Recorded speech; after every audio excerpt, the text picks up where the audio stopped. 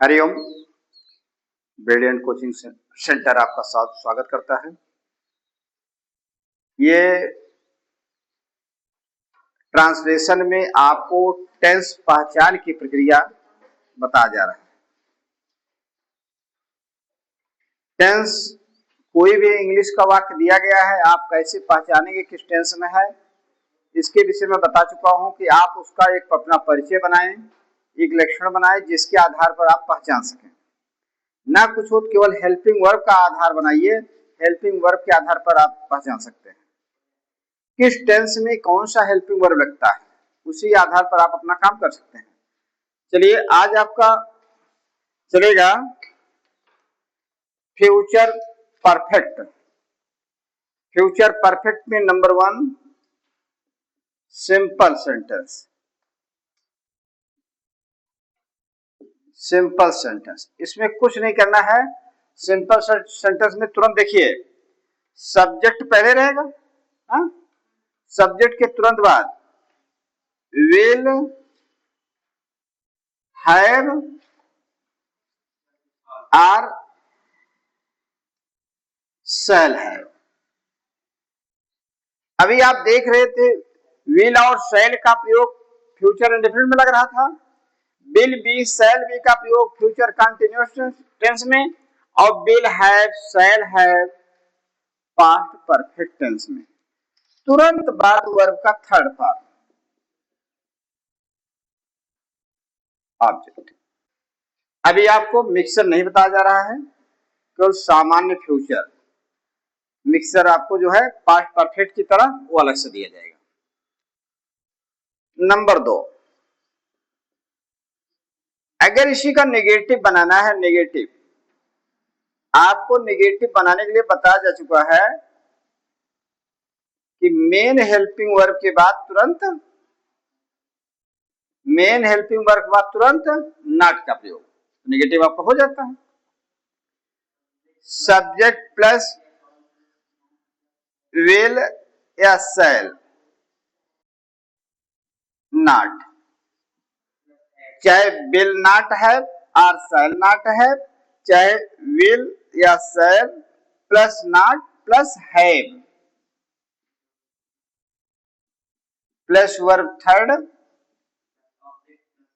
Plus object, ये आपका negative बनकर तैयार हो।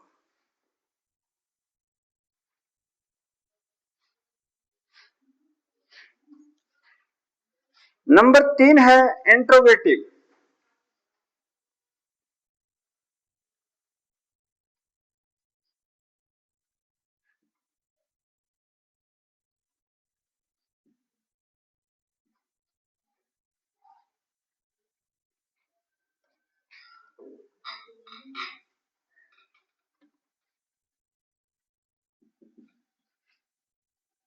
इंट्रोगेटिव सेंटेंस, इंट्रोगेटिव सेंटेंस के लिए केयर करेंगे। नंबर 1 आपको कई बार बताया गया, रोमन अंक में ले लेते हैं, विल आर शैल पहले कर देंगे। ये देखिए will or shall future indefinite में भी पहले आता है, फ्यूचर कंटिन्यूअस में भी पहले आता है, फ्यूचर परफेक्ट में भी पहले आएगा। बाकी be other helping verb, have other helping verb वह सब्जेक्ट के बाद प्रयुक्त होता है, plus subject plus have plus verb third plus object. ठीक,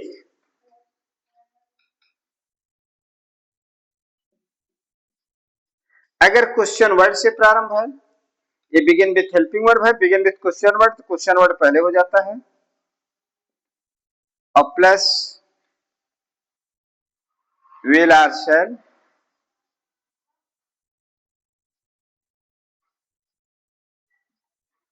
plus subject plus have plus verb third plus object.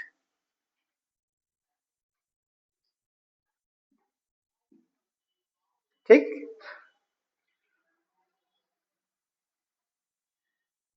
Note करा।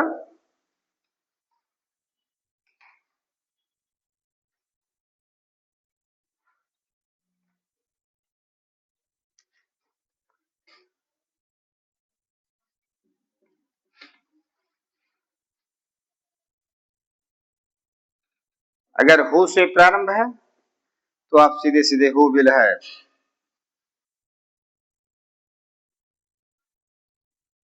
प्लस वर्ब थर्ड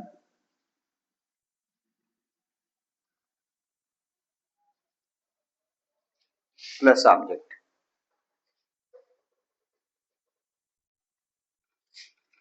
ये आपका फ्यूचर परफेक्ट का पूरा पहचान है। ठीक है, फ्यूचर परफेक्ट का इस प्रकार से अपना एक बना लेंगे कि हमको सब्जेक्ट के बाद विल शैल, विल हैव या शैल है, या विल शैल के बाद हैव और प्लस वर्ब थर्ड जहां दिखाई पड़ता है वो फ्यूचर परफेक्ट हो गए। इसके बाद निगेटिव में विल शैल के बाद नॉट लगा देंगे। इंट्रोगेटिव में विल और शैल पहले लाकर कर देंगे। इसके बाद फिर आपका क्वेश्चन वर्ड से जब शुरू है पहले क्वेश्चन वर्ड करके तब फिर इसके बाद पूरा सेट पूरा वो से शुरू है। अब कुछ वाक्य आपको दे रहे हैं, आप उसको बनाने का प्रयास करेंगे तब पता चलेगा। हाँ हाँ,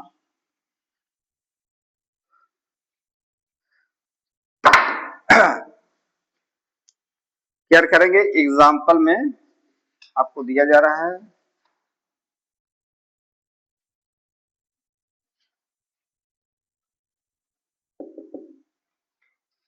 मान लीजिए सिंपल में दे रहे हैं,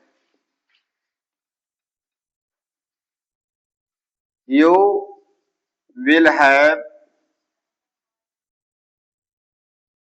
gone to school, you will have gone to school.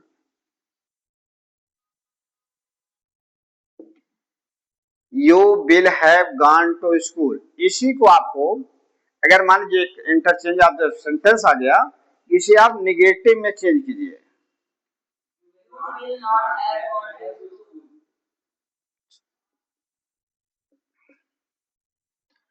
तो आराम से यू लिख दीजिए, विल लिख दीजिए। हाँ, राज कहा था कैसे विल लिख कहा था, दोरी कहा ना कहा था। ये कुकुर बिलाल ना है मार गया था, ये पहचान बना हुआ है। You will not have gone to school.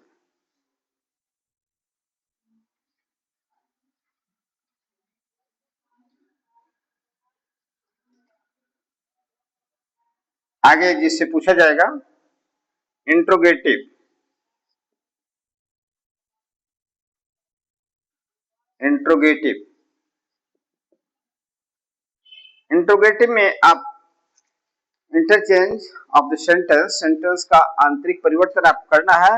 Interrogative अगर बनाना है तब क्या होगा राज बोलिए। इंट्रोगेटिव सेट में ये आपका सेंटेंस है सिंपल, सिंपल से इंट्रोगेटिव आना है, ध्यान नहीं। और सिंपल ये आपका ही है, सेट आपका नीचे है, दिमाग में रखिए। ये देखा यह विल जोन बा ये पहले लिख दिया, कहा लिख दिया पहले लिख दिया। एक बाद सब्जेक्ट सॉरी विल के बाद तो के बाद यू लिख दिया, विल यू हैव लगाए द, इसके बाद नॉट लगाए द, नहीं निगेटिव नहीं ना, सिंपल बनाना है। Will you have gone to school.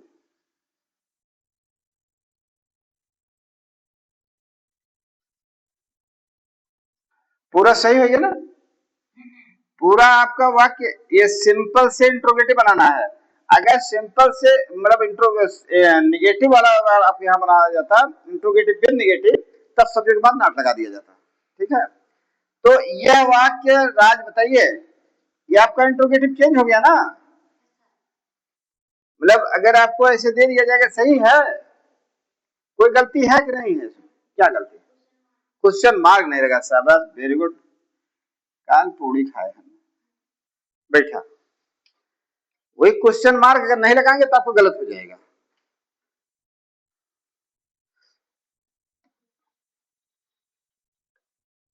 आराम आराम से समझा लड़कियों, समझ में आ गया क्या ही 10 मिनट लेटे समझ में आ गया ना।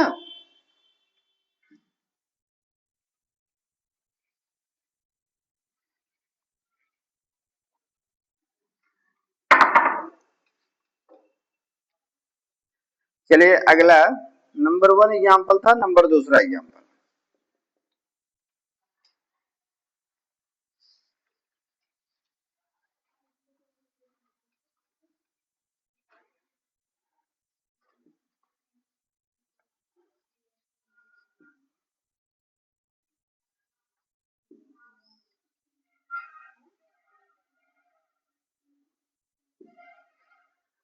अब ये देखिए, इसे पहचानना है कि कौन सा सेंटेंस है। नहीं जैसे पूछ दिया भाई, काहे बोल देते, महाभारत के संतन हुई है। इसे आपको पहचानना है कौन सा सेंटेंस है। टेंस तो आपका फ्यूचर परफेक्ट चल ही रहा है, कौन सा सेंटेंस है। चलिए आदित्य बोलिए। इंट्रोगेटिव है, ठीक, वेरी गुड, इसे मान ले रहे हैं इंट्रोगेटिव, हम बता दिए, ठीक है। इसको हमें सिंपल में चेंज करना है, इसे हमें सिंपल में चेंज करना है। अब बताइए, इंट्रोगेटिव से सिंपल में, वेरी गुड, आई शैल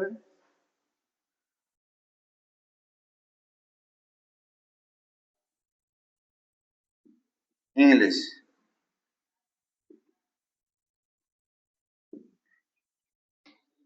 सिंपल है, बैठिए। अब शैल आई हैव टॉट इंग्लिश, ये आपका इंट्रोगेटिव हुआ, इसका सिंपल आपका बन गया। यही आई जो है ये खुद पहले कह दे, हाँ? ये शुरू में लिख दिया, उमंग समझ में आओ तो कुछ।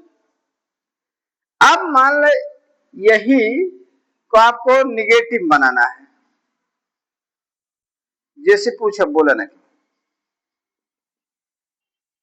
आई शैल हैव टॉट इंग्लिश, इसी को निगेटिव में चेंज करना है। चलिए उमंग बता दें ना, आई शैल हैव टॉट इंग्लिश, इसका निगेटिव क्या होगा? बोला बोला, कुछ कुछ बोला, चाहे जो बोला, गलत है बोला।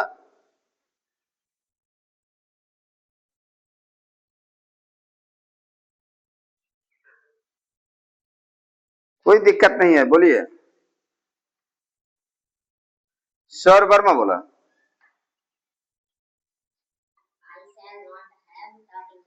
हाँ, मेन हेल्पिंग वर्क बाद नॉट लगाए थे, शैल के तुरंत बाद नॉट लगाए थे, बिल के तुरंत बाद नॉट लगाए थे, हाँ, तो निगेटिव बन तैयार हो गया। बेटा, I shall not have taught English,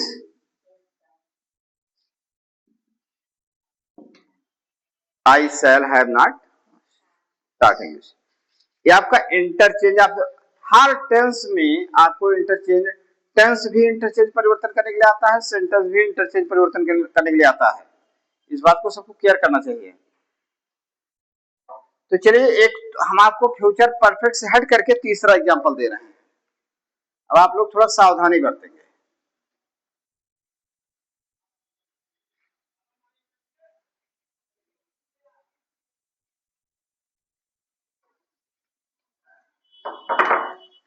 तीसरा है, अब आपका यानी ये टेस्ट टाइप का है, मतलब आप बताएंगे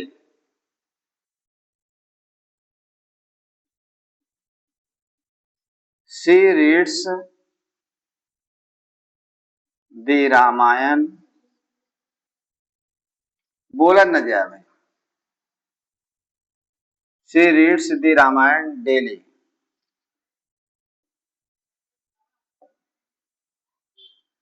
सबसे पहला काम आपको ये पहचानना है ये किस टेंस में है। She reads the Ramayana daily, ये किस टेंस में है। इंग्लिश वाक्य दिया जाए तो उसको पहचानना चाहिए। Alok Verma, yes stand up. ये बताइए she reads the Ramayana daily कौन सा टेंस है।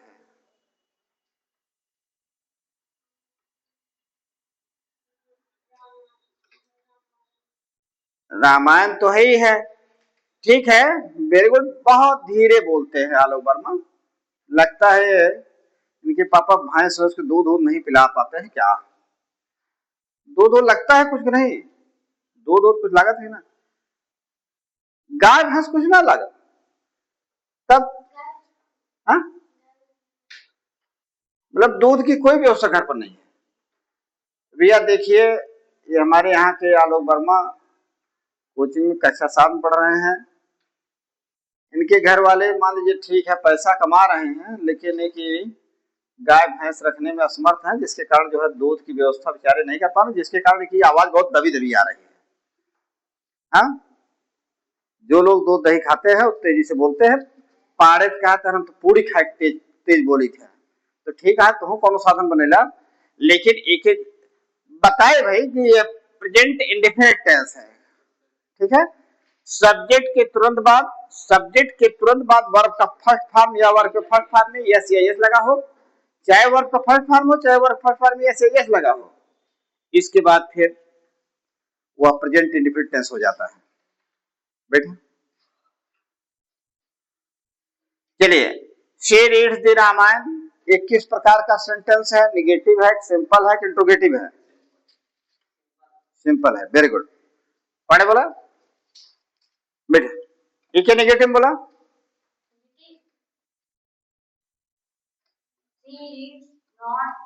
Very good very good very good very good. पारे की गलती नहीं है भाई। देखिए हमारे कोचिंग पढ़ते हैं, ये थोड़ा पूरी कम पाते हैं, तो हफ्ते भर से बेचारे नवरात्र में चल रहे थे और कल पाए हैं फिर भी दिमाग के अपसेट हो रहे हैं। अभी देखिए कक्षा 6 का लड़का शौर्य वर्मा, अभी देखिए जो कक्षा 6 क्या आप कक्षा 7 कहा जा सकता है, क्लास 7 में पहुंच चुके हैं, 2 दिन और बाकी है। ये देखिए निगेटिव में बता रहे हैं। चलिए, she does not read the Ramayana, she does not read the Ramayana, very good. देखिए जब डू नॉट या डज नॉट का प्रयोग प्रेजेंट इंडेफिनिट टेंस में, प्रेजेंट इंडेफिनिट टेंस में डू नॉट या डज नॉट का प्रयोग होता है। चलो ठीक है ठीक है। चलिए फिर इसी के बाद फिर आगे कट गया ना।